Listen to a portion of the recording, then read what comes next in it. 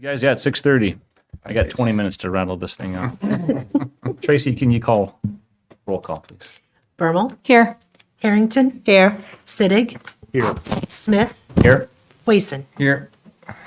Thank you. Item 3 is the approval of the agenda. There's no changes to that. Any questions? Motion to approve, please. So move. Second. All in favor, say aye. Aye. Opposed?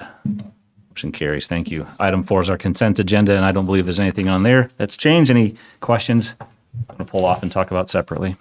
All right. Can I have a motion for the consent agenda 2, please? So move. Second. All in favor, say aye. Aye. Opposed, nay? Motion carries. Item 5 is public comment. This is time reserved for items that are not on the agenda that folks want to speak to public or to present to us. You will be on the agenda soon, so you don't have to come up and say anything. Seeing nobody else in the audience out there, I'll close public comment time.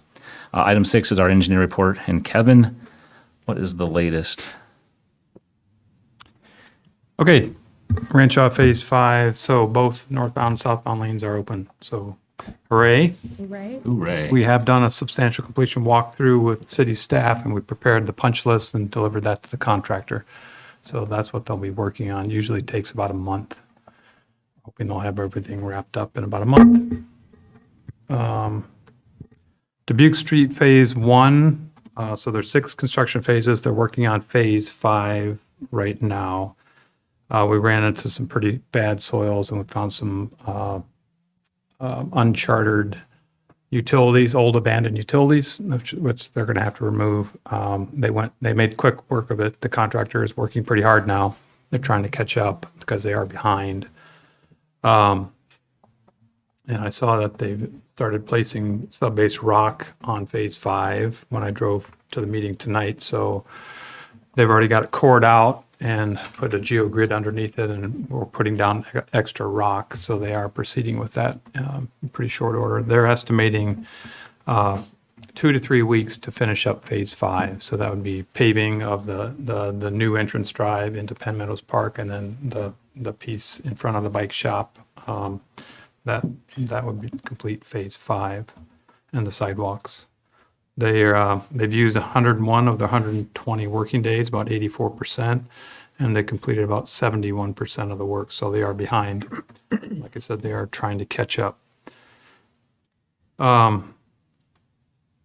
City Hall project, we sent the notice of award to City Construction, and the contract documents have been submitted and actually already returned to us. We have a pre-construction scheduled for October 7th with City. However, they may start some of the work earlier than even that. Ryan and I have a meeting with their project manager and superintendent tomorrow morning. They could potentially start as early as Monday. So we'll find that out tomorrow. They want to be able to get the footings in the ground before winter. Jones Boulevard. Work continues on that project. Things are going pretty smooth. They're starting work on Penn Street right now. And they've used 61 of their 90 working days, 68%, and they've completed 75% of the work. So they're a little bit ahead. They're still planning on opening that to traffic in November. Could be as early as late October, but that sort of time frame. And then lastly, the community center roof. They also continue to work, and they're about, as of last Friday, they said they're about halfway complete, and they anticipate about 2 or 3 more weeks of work for completion, which would be fine. They have a November 1st substantial completion date, so they'd still be ahead of that. And I noticed that they're still on the roof tonight when I drove in. So yeah, they're pretty hard workers. That's all I have tonight, unless you have questions. I know this is, Corville, but any idea when North Liberty Road is going to be open? It's open. Chance of It is open. It is open? Friday. Fantastic. It must have just happened. Recently. Friday. I think. Friday? Okay. I think the rush of Rancho Way probably got in the way of other projects. So, yeah. Any other questions for Kevin? Thanks very much, Kevin, for managing that and moving these projects along. Ryan? Yeah, thank you. Just two things I want to bring to your attention tonight. The first is you've probably seen in some of the communication emails from Nick and his team that the Youth Council has been appointed, and they will actually be here at the October 11th City Council meeting. We'll have a small little ceremony planned for them, an opportunity for them to meet you folks. So it sounds like it's an eager group, and I know Micah and the team are looking forward to working with them. And then the second point I wanted to bring up, and again, something you already know and something that we're very excited about. And in fact, if you see Chief Plotz this week, he'll still be smiling from ear to ear. But the fire department wrote a grant to the SAFER program through FEMA, and we were awarded just over $1 million last week for 3 full-time firefighter positions. And this will fund those 3 positions for 3 years at 100%. So much needed injection of manpower into the department. And special thanks to Assistant Chief Bill Smoke, who authored that grant, or at least did the lion's share of that grant. So we're excited for this opportunity. We do have to wait until March to hire. That's when the program will start. And so we'll be certainly out recruiting and going through the process, and hopefully have folks on right when we can start spending money. Cool. That's what I have this evening, and unless there are questions. Any questions for Ryan? Thanks, Ryan. Just one thing and a couple of smaller things for me tonight. Got a proclamation of Domestic Violence Awareness Month for us to read out tonight. We'll start with that. Whereas domestic violence, dating violence, and stalking efforts affect women, children, and men of all racial, cultural, and economic backgrounds, causing long-term physical, psychological, and emotional harm, and whereas 1 in 3 Americans has witnessed an incident of domestic violence, and whereas children who experience domestic violence are at a higher risk for failure in school, mental illness, substance abuse, suicide, and may choose violence as a way to solve problems later in life. And whereas in domestic violence in rural communities exists as a hidden, silent, and often unrecognized crime that is often underreported, and whereas through the inspiration, courage, and persistence of victims of domestic violence, their children, and advocates, our communities are learning to recognize the impact of violence in the home and within intimate relationships. And whereas the Domestic Violence Intervention Program has worked to end violence in intimate relationships for more than 40 years through the collaborative partnerships of advocates, volunteers, local municipalities, criminal justice, health and human services, faith communities, business leaders, and private citizens. And whereas our community's achievements should be commended, and we must continue our commitment to respect and support victims of domestic violence and to prevent future violence in our community. Now, therefore, be it resolved that we, the City of North Liberty, do hereby proclaim the month of October 2022 to be Domestic Violence Awareness Month in the City of North Liberty, and urge all people to work together to eliminate domestic violence, dating violence, and stalking from our community. Dee and Shell are here in the audience with us. Want to do that first? Do you have some comments to make, Dee? I can make some comments. Okay, I'll let you do that first. So I want to thank everyone for supporting the Domestic Violence Intervention Program by putting forth this proclamation. Just within this community in and of itself in North Liberty, we've served 193 people. As a whole, DVIP serves 8 counties in the southeast region, and we've served over 1,000 people across that, hundreds, with something close to 17,000, 18,000 nights of stay in our shelter facility. So this problem isn't going away. But with the help and the ability to make awareness of toxic relationships, of what healthy relationships look like, and let people know that it's not victims' fault and that it's part of all of our problem, not just a private problem inside the house. We are making waves. I talk to children, and children know what healthy relationships are. They know the signs of toxic relationships. And 10 years ago, well, 20 years ago when I started this, sorry, they couldn't name what that is, but they know now and they're learning. And that's because communities are talking about it. That's because this community is talking about it. So I want to thank you for all of your work and your support of the Domestic Violence Intervention Program and of victim survivors in this community. Thank you very much. Thank you. Me to come around to you that way? All right. Now I'll hand this to you and the photos.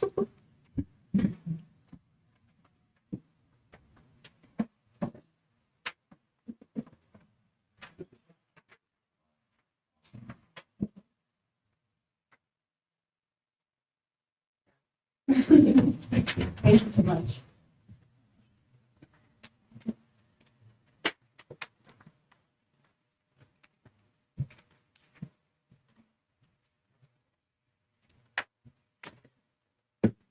Thank you. You be well. Thanks. Just two small things to pick up on then. As Ryan indicated with the SAFER grant, a lot of great information that Chief Plotz laid out in his planning efforts in the packet. So I know that you all have read it up here, but I would encourage the members of the public and those watching to take a look at our packet and see what Chief Plotz has planned with this money. And then I also wanted to recognize Michael Pentecost with the Streets Department. It was in large part his efforts late Friday afternoon, early evening that got us Ranshaw Way to 4 lanes. So most of you may know that already, but I want the public to know that as well. Speed limit signs and things like that could wait until Monday, but we had 4 lanes of traffic usable. And Michael, we greatly appreciate your efforts on that. Item 9 are council reports. We have a little bit of a busy week ahead of us, aside from the League of Cities conference coming up for a few of us. Other things that have happened in the last couple of weeks are coming up that you guys want to... Coming up, I'll be at the Story Walk Terrific. thing tomorrow, morning. and also planning to attend the Affordable Housing Coalition annual meeting later this week. So. Thank you. Ashley, you had your hand raised. Yeah, I just wanted to thank Ryan Rusnak for, we had a really well-attended Good Neighbor meeting on the 20th of September last week, and I just want to thank everyone for participating and being involved in our community. True. Russ, thanks for doing that. Thank you. A lot of work ahead of you still. Anything else, you guys? Mayor, I was able to attend the Pantry's Tasting Tour. Obviously, Councilor Sedig was there represented as a board member, and then saw Ashley and a couple of others of you that were there. So good turnout from what I could tell. It was a beautiful night for it. It was a lot of fun. A lot of people out having a good time. Attended the North Liberty Parks and the DNR tree planting in Fox Run Park this last weekend. Thanks to our parks folks for taking some Saturday time to come in off hours and help do that. That was very nice. I don't think Derek in our communications division gets enough credit for all the extra time he spends. I saw him at the homecoming parade. I saw him at the tree planting. I saw him at the pantry event. He is everywhere. So Derek, thank you for what you do for the city. Many of you were at the homecoming parade. As I said, I threw candy at these two.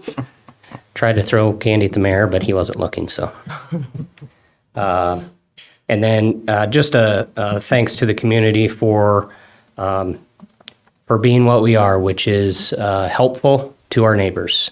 And with a couple of larger fires in the community this week, the outpouring of support from members of the community to those affected doesn't surprise me at all, but would say thank you to those who are reaching out to help those in need. So that's all I have. Thank you. Thanks, Brad. Yes. I did forget one thing. I went to the Welcoming Week event at the Ranshaw House. It was not real well attended from what I could tell, but I think it was a good event, and hopefully we'll see more people in the future. It was great food. If you're interested next year, you should definitely go. Thank you all for representing and being a part of those events here throughout the community.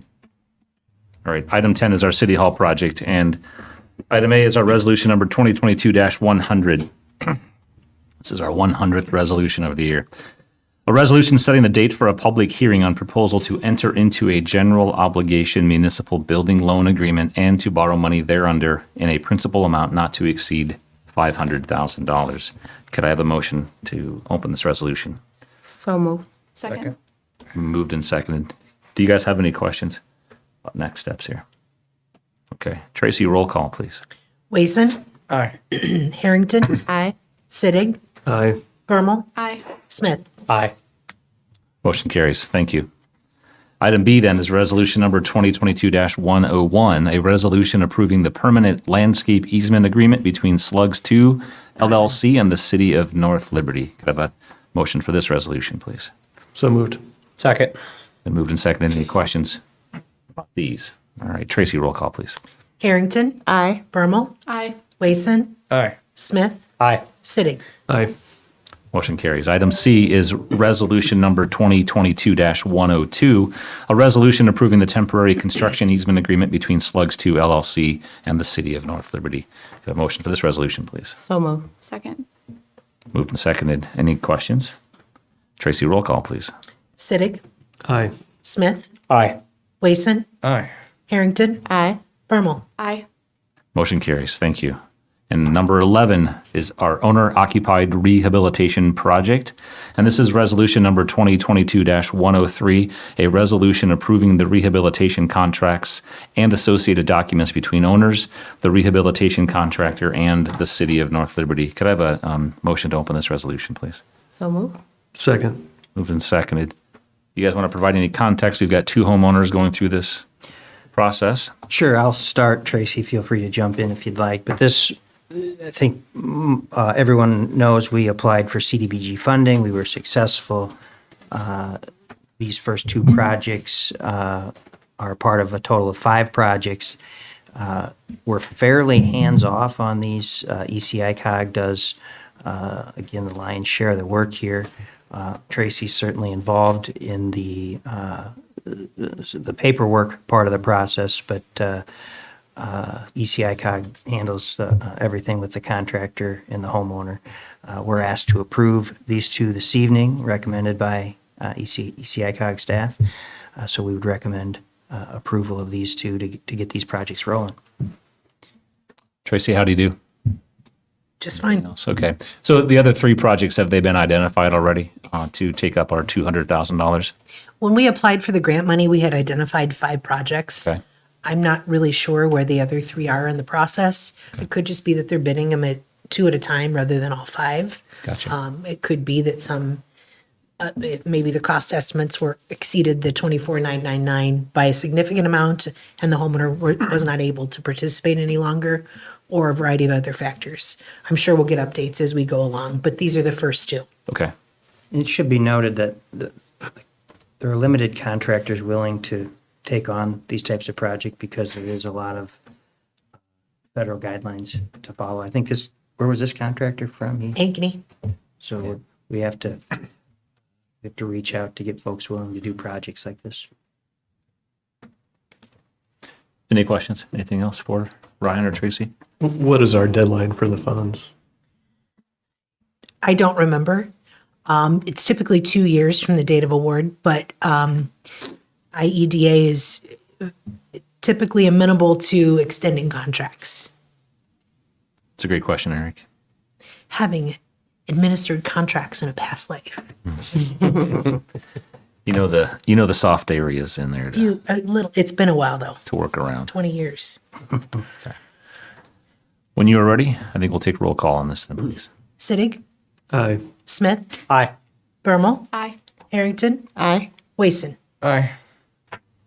Motion carries. And our last item is our Emery Place rezoning, and this is our 3rd consideration and adoption of ordinance number 2022-21, an ordinance amending the zoning map district designation for certain property located in North Liberty, Iowa from RM21 multi-unit residence district to RM21 multi-unit residence district planned area development.